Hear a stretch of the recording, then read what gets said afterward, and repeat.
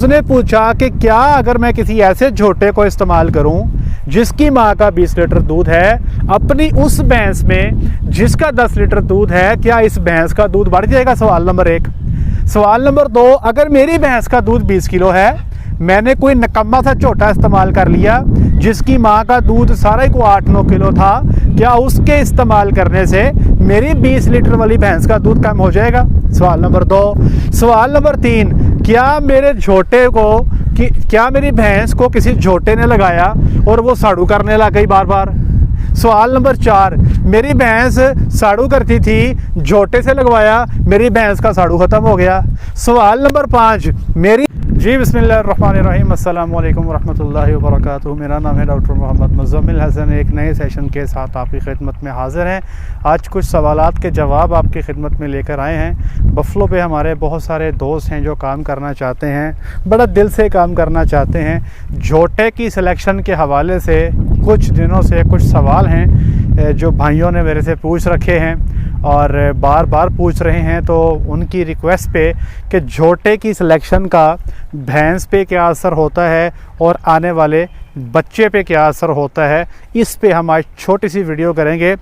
इस वक्त ये बच्चों के सेक्शन के पास खड़े हैं, तो बजाय इसके कि मैं पहले जवाब शुरू करूं, ये माहौल है ना जी बच्चों के लिए, इट इज़ फैंटास्टिक। ठीक है जी, नीचे पराली पड़ी हुई है, बच्चे मज़े से दूध पीने के बाद सो जाते हैं। जगह ज़्यादा बच्चों की है, लेकिन आपको यहाँ पे थोड़े बच्चे नज़र आ रहे हैं, तो यहाँ पर आपको देखेंगे कि बच्चों में इश्यूज़ जो हैं आपके निस्बतन कम हो जाते हैं। अच्छा, अब अपने सवाल की तरफ आते हैं। इससे पहले 2 सवाल हैं जी। एक सवाल ये है कि जिस भैंस को आपने झोटा लगवाना है, तो झोटे के मिलाप करने के बाद भैंस पे क्या असर होगा? सवाल नंबर 1। सवाल नंबर 2, जिस भैंस के साथ आप झोटे का मिलाप करवा रहे हैं, तो आने वाले बच्चे पे क्या असर होगा?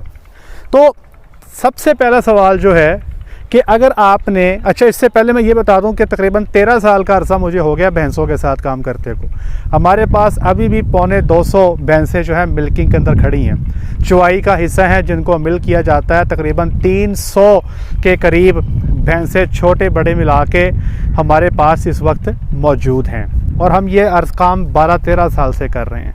आज तक कभी भी किसी झोटे का भैंस के साथ मिलाप के नतीजे में हमने भैंस पे कोई असर नहीं देखा।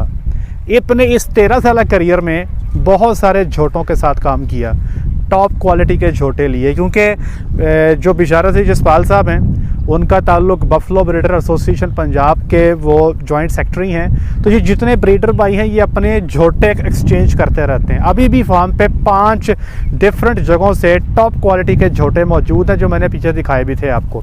अच्छा, अब झोटे बार बार एक ही भैंस को कभी कोई झोटा लग गया, अगले साल कभी कोई लग गया, उससे अगले साल कोई लग गया, जो भैंस के अंदर है ना जी, कोई फ़र्क नहीं आया। क्या फ़र्क? लोग मुझसे क्या पूछ रहे हैं? लोग मुझसे ये पूछ रहे हैं कि भैंस को झोटे से लगवाया, भैंस का दूध कम हो गया, या भैंस को झोटे से लगवाया, भैंस का दूध ज़्यादा हो गया। या एक और सवाल पूछा, एक भैंस दूध दे रही है 10 किलो, आप उसको एक झोटे से लगवाते हो, वो झोटा जो है किसी ऐसी माँ का है जिसका दूध है 20 किलो। तो उसने पूछा कि क्या अगर मैं किसी ऐसे झोटे को इस्तेमाल करूं जिसकी माँ का 20 लीटर दूध है अपनी उस भैंस में जिसका 10 लीटर दूध है, क्या इस भैंस का दूध बढ़ जाएगा? सवाल नंबर 1। सवाल नंबर 2, अगर मेरी भैंस का दूध 20 किलो है, मैंने कोई नकम्मा सा झोटा इस्तेमाल कर लिया जिसकी माँ का दूध सारा ही को 8-9 किलो था, क्या उसके इस्तेमाल करने से मेरी 20 लीटर वाली भैंस का दूध कम हो जाएगा? सवाल नंबर 2। सवाल नंबर 3, क्या मेरी भैंस को किसी झोटे ने लगाया और वो साड़ू करने लग गई बार बार? सवाल नंबर 4, मेरी भैंस साड़ू करती थी, झोटे से लगवाया, मेरी भैंस का साड़ू ख़त्म हो गया। सवाल नंबर 5, मेरी भैंस जो थी वो दूध अच्छा कर रही थी, झोटे से लगवाया तो उसका दूध ख़त्म हो गया। सवाल नंबर 6, मेरी भैंस झोटे से लगवाया, वो दूध लंबा कर गई।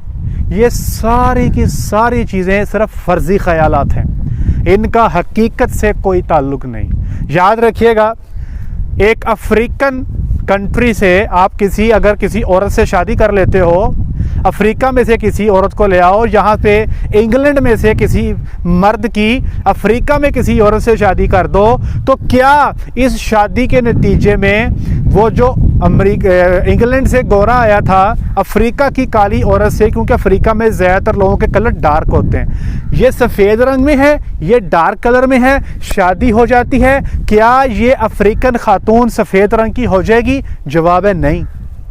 क्या इस अफ्रीकन खातून के बाल इस शादी के नतीजे में लंबे हो जाएंगे?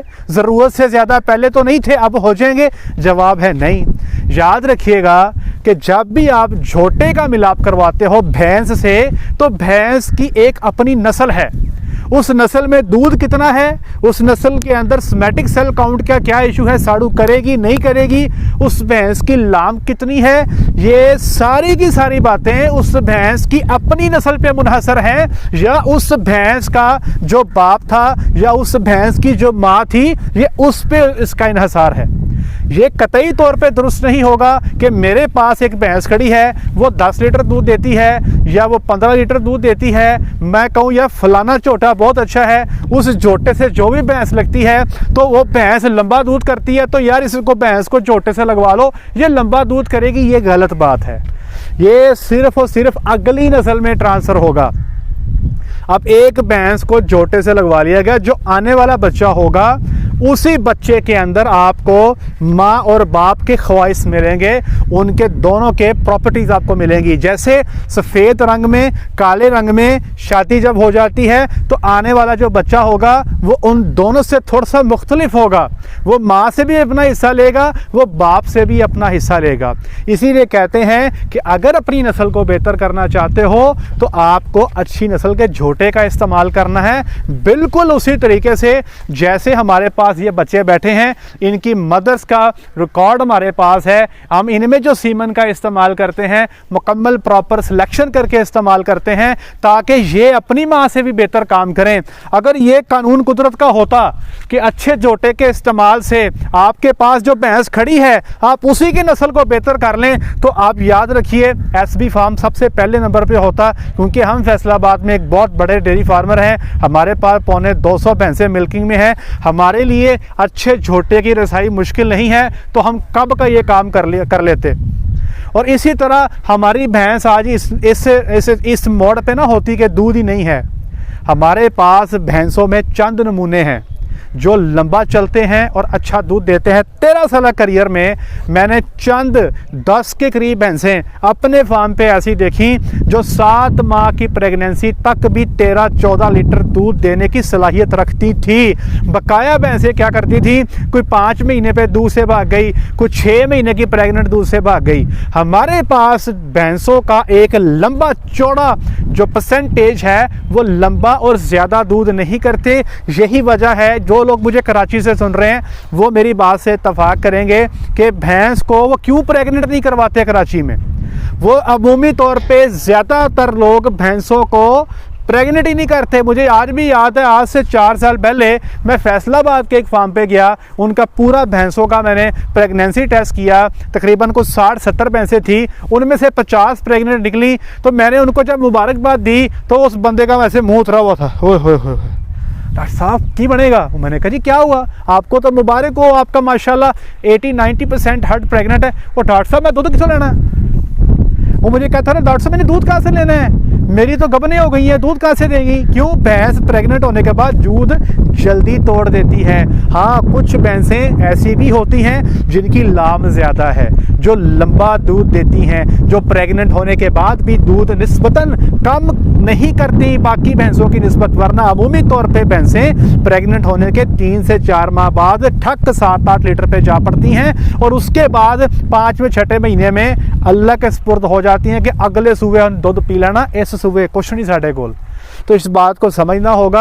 आज जो मैं आपको लेसन देना चाह रहा हूँ अपने इस सेशन के थ्रू, नंबर 1, जो भी झोटे का इस्तेमाल अपनी भैंस पे करना है, अच्छे झोटे का इंतखाब करें जिसकी माँ बाप का रिकॉर्ड अच्छा हो, लेकिन उस झोटे के इंतखाब से आप अपनी भैंस की अगली नस्ल को बेहतर कर सकते हो। वो जो भैंस खड़ी है उसकी नस्ल का आप कुछ नहीं कर सकते, क्योंकि उसकी इम्प्रूवमेंट के लिए पीछे जो उसके माँ बाप हैं उस पर काम होना चाहिए था।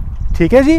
तो इसीलिए अगली नस्ल को बेहतर करने के लिए हम अच्छे जोटे का इंतखाब करते हैं ताकि हमारी भैंसों की अगली आने वाली नस्लें बेहतर हो जाएं।